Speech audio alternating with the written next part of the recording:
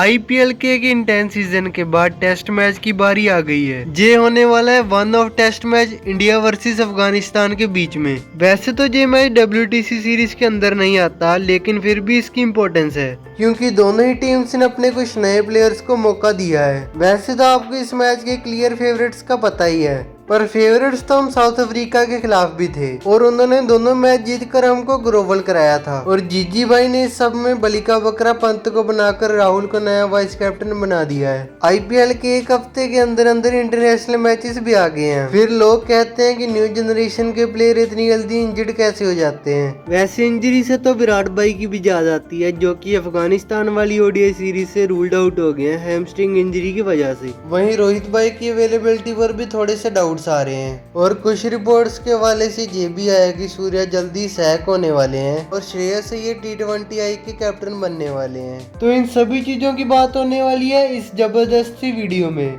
So let's dive in without wasting any time.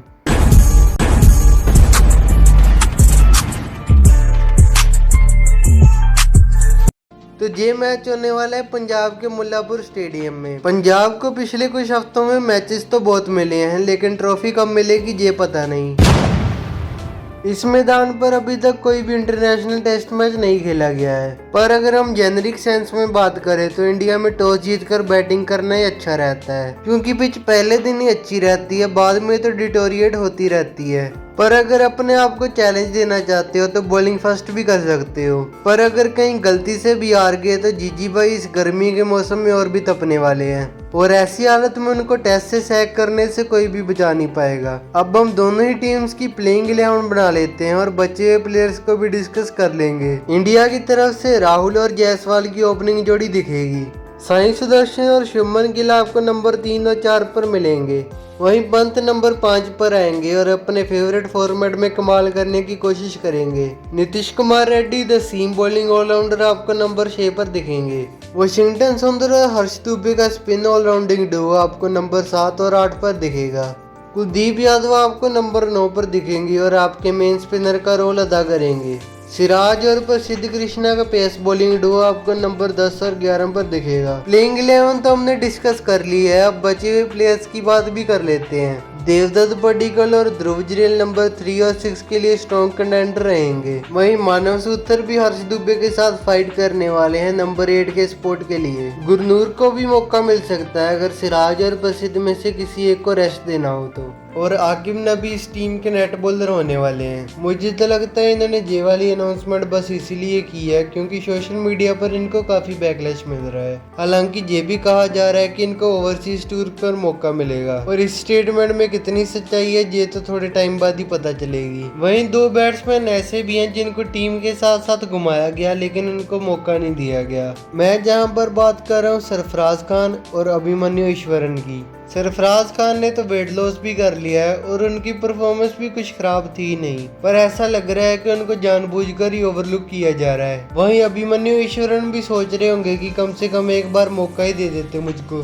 वहीं जडेजा और अक्षर को रेस्ट दिया गया है, पर ये रेस्ट कहीं इतना लंबा ना हो जाए कि इनकी टीम में कभी वापसी ना हो। वहीं अफगानिस्तान की बात करें तो इनके बैट्समैन का नाम तो आपने सुना ही होगा, पर इनके बॉलिंग अटैक में राशिद और नूर के ना होने से ये बॉलिंग अटैक बहुत ज्यादा एक्सपीरियंस लग रहा है। इसीलिए इनकी प्लेइंग 11 बनाने में थोड़ी मुश्किल आ सकती है, लेकिन मुश्किल काम करने में तो मजा है।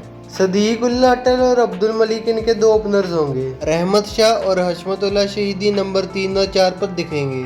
रहमतुल्लाह गुरबाज को as a wicket keeper number 5 पर मौका मिल सकता है। अजमतुल्लाह उमरजाई और नांगियाल खरोटे जैसे ऑलराउंडर आपको नंबर 6 और 7 पर दिखेंगे। कैस अहमद और शराफुद्दीन अशरफ इनके 2 मेन स्पिनर होंगे। बिलाल शामी और जिया शराफी आपको नंबर 10 और 11 पर नजर आ सकते हैं। प्लेइंग 11 तो हमने डिस्कस कर ली है, अब इनके बाकी बचे हुए प्लेयर्स की बात भी कर लेते हैं। आपके पास इकरम अली खिल और अफसर जजई जैसे विकेट कीपर भी स्पेयर में हैं। रहमानुल्लाह जादरन और सलीम शफी इनके बाकी बचे हुए स्पेयर्स में हैं। बशीर शाह, बहीर अहमद और इस्मत आलम इनके बचे हुए रिजर्व प्लेयर में हैं। इनके लिए player to watch out for रहने वाले हैं कैस अहमद। ये एक लेग स्पिनर है जिनको मैंने काफी लीग्स में खेलते हुए देखा है, पर ये देखना इंटरेस्टिंग होगा कि रेड बॉल से भी ये अपनी करामात दिखा पाते हैं या फिर नहीं।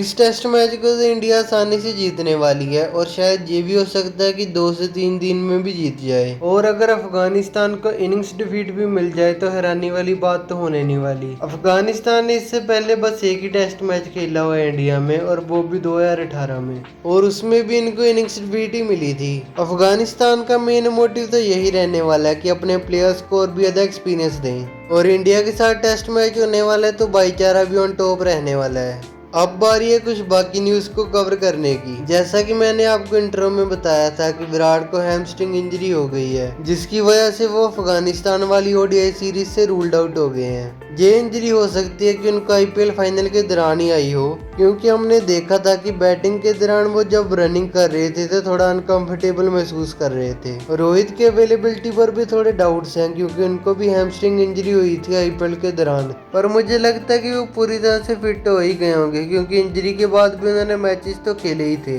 और उनके लिए 2027 के वर्ल्ड कप से ज्यादा कुछ और इम्पोर्टेंट है भी नहीं। अब तो मुझे लगता है कि वो 2027 का वर्ल्ड कप जीतकर ही सांस लेने वाले हैं। अब T20 की बात करें तो उसमें भी एक बड़ा तख्ता पलट होने वाला है। सूर्य जो कि काफी टाइम से खराब फॉर्म से जूझ रहे हैं, उनको सैक किया जा सकता है, और उनको बस कैप्टनसी से नहीं हटाया जाने वाला, बल्कि उनको टीम से भी निकाला जाएगा। वैसे ये तो एक अलग ही सिनेरियो चल रहा है, क्योंकि जो भी कैप्टन इंडिया का ट्रॉफी जिता रहा है, जहाँ तो वो कैप्टनसी खुद छोड़ देता है, जहाँ उससे ले ली जाती है। 2024 का T20 वर्ल्ड कप जीतने के बाद रोहित शर्मा खुद हट गए थे, वहीं चैंपियंस ट्रॉफी के बाद तो उनको खुद हटाया गया था, और अब सूर्य को भी 2026 के बाद हटाया जा रहा है, जिससे T20 टीम में कैप्टनसी के स्लॉट्स तो पूरी तरह से खुल गए हैं। और इस रेस के फ्रंट रनर श्रेयस अय्यर को माना जा रहा है, क्योंकि वो नंबर 4 पर भी खेल पाएंगे। शुभमन को भी शायद से कैप्टनसी ना दी जाए, क्योंकि ऐसा लगता है कि बीसीसीआई ने भी मान लिया है कि ओवरलोड नहीं होना चाहिए प्लेयर्स के ऊपर।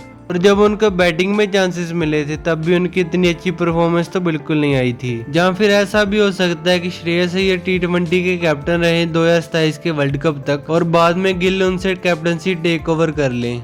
और ऐसा पहले भी हो चुका है, क्योंकि 2023 के वर्ल्ड कप तक हार्दिक कैप्टन थे T20 के, और रजत पाटीदार के चांसेस तो बहुत ज्यादा कम लग रहे हैं, क्योंकि उनका अभी T20 डेब्यू तक नहीं हुआ। कैप्टन नया है तो वाइस कैप्टन भी नया आएगा ही। इस रेस के लिए संजू सैमसन और ईशान किशन आगे हो सकते हैं, पर मुझे नहीं लगता कि वाइस कैप्टनसी अब इतनी ज्यादा इंपॉर्टेंट भी रह गई है, क्योंकि पहले भी हार्दिक और अक्षर को वाइस कैप्टनसी का लॉलीपॉप दिया गया है, लेकिन बाद में उनको आगे चलकर कैप्टन नहीं बनाया गया था। So this was all from my side. आप भी कमेंट सेक्शन में बताना कि आपके अकॉर्डिंग कौन सा नया कैप्टन हो सकता है। Make sure to like, share and subscribe to the channel, और इंस्टाग्राम पर भी जरूर से फॉलो कर देना। Till then goodbye, take care and show some love.